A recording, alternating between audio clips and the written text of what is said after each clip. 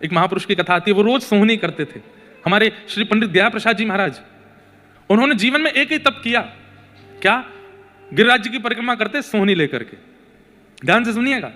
पंडित श्री दया प्रसाद जी महाराज, मैं उनका दर्शन नहीं कर पाया क्योंकि मेरे जन्म से पूर्व ही निकुंज में प्रवेश हो गया उनका। उनकी गोद में प्रिया प्रियतम खेलते थे। आप लोग गिरिराज जी जाएंगे तो मुकुट मुखार विंद, जहां से परिक्रमा प्रारंभ होती है, थोड़ा आगे 1-1.5 किलोमीटर जाते ही सीधे हाथ पर आपको दया प्रसाद जी की समाधि लिखा दिख जाएगा, जाके वहां प्रणाम कीजिएगा। उनके बारे में सुनो। गिरिराज जी की परिक्रमा करते, कैसे करते? ना तो माला झोली, ना कोई कीर्तनिया, ना कुछ और, बस सोहनी रखते अपने हाथ में और सोहनी करते करते। और ऐसे नहीं कि बस झाड़ते हुए बस परिक्रमा पूरी करनी है, जहां तक एक दिन में पहुंचते थे वहां तक ही करते, लेकिन खूब अच्छे से मार्जन करते गिरिराज जी का। कीट पत्थर पतंग कुछ भी गिरा मिलता उसको समेटते, उसको व्यवस्थित स्थान पर डालते। एक बार का प्रसंग है कि महाराज जी सोहनी कर रहे थे, वो सोहनी करते करते वो सामग्री उठा के डाली और वहीं बैठ के रोने लगे। किसी ने जाके पूछा, बाबा आप काहे को रो रहे हो? तो रोते रोते, किसी व्यक्ति विशेष को दोष नहीं दिया।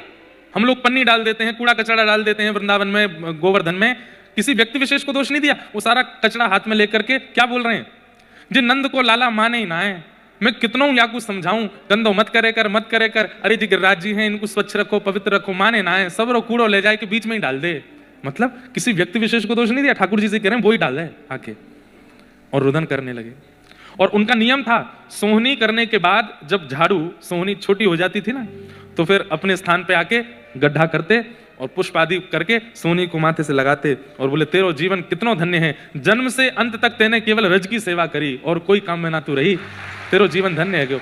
और सोहनी को गाड़ करके उसको समाधि दे करके गिरिराज जी में फिर भंडारा करते संतों का, सबको 10-10 रुपया बांटते।